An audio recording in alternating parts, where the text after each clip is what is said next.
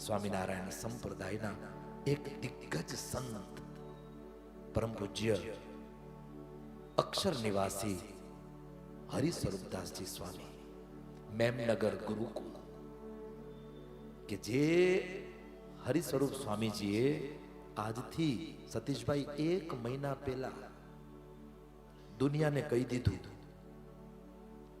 કે હવે મારે આ પૃથ્વી લોક ઉપરથી વિદાય લેવી છે, કારણ કે મને સ્વપ્નની અંદર ઠાકોરજી આવ્યા છે અને ભગવાન શ્રીજી મહારાજે મને એમ કહ્યું છે કે હવે સાધુરામ તારો સમય પૂરો થાય છે અને હવે તું મારા ધામમાં આવી જા.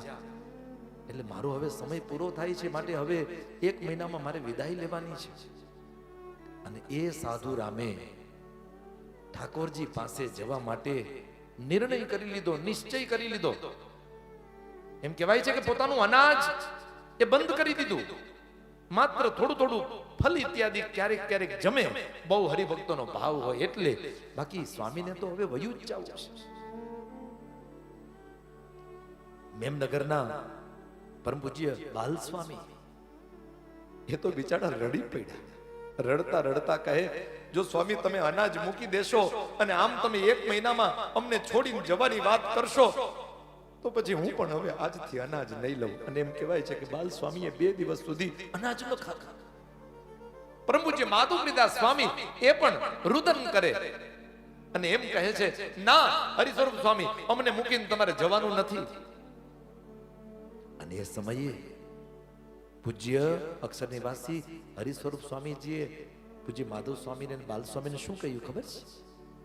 સ્વામી એમ કહે છે, મારા શ્રીજી મહારાજનું તેડું આવે છે, મારા શ્રીજી મહારાજે આજ્ઞા કરી છે, એની જીભ ઉપર પગ મૂકી અને હું તમારી વાત સાંભળું, એ કેવી રીતે શક્ય બને?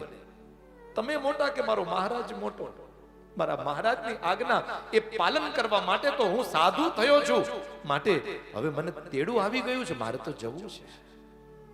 અને ધીમે ધીમે અનાજનો ત્યાગ, ધીમે ધીમે પાણીનો ત્યાગ નક્કી જ કરી લીધું. અને પછી તો જે દિવસે 2 દિવસ પહેલા ધામમાં ગયા, જે દિવસે ધામમાં જવાનું હતું તે દિવસે પોતે જાતે ગોપીનાથજી મહારાજના દર્શન કર્યા, નિત્ય એમનો પૂજાનો ક્રમ સંપન્ન કર્યો અને પછી પ્રેમથી ખુરશી ઉપર પોતે વિરાજમાન થયા. અને વિરાજમાન થઈ અને બધા હરિભક્તોને કહીને ગયા કે હવે મહારાજ મને લેવા આવી ગયા છે અને હવે હું જાઉં છું.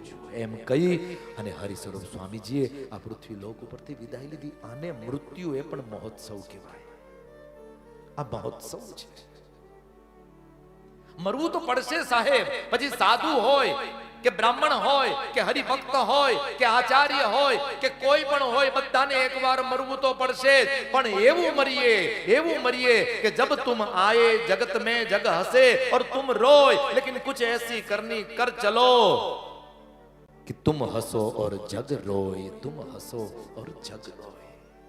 ગઢપુરની અંદર જ્યારે અંતિમ યાત્રા હતી પૂજ્ય સ્વામીની, ત્યારે હજારો માણસોની માનવ મેદની અને સૌ કોઈએ ભાવ શ્રદ્ધાંજલિ એ હરિ સ્વરૂપ સ્વામીજીને સમર્પિત કરી.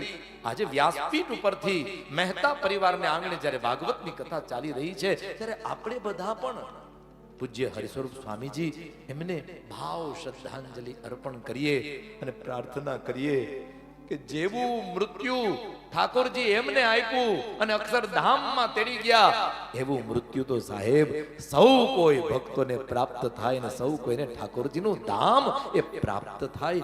આને મૃત્યુ મહોત્સવ કહેવાય.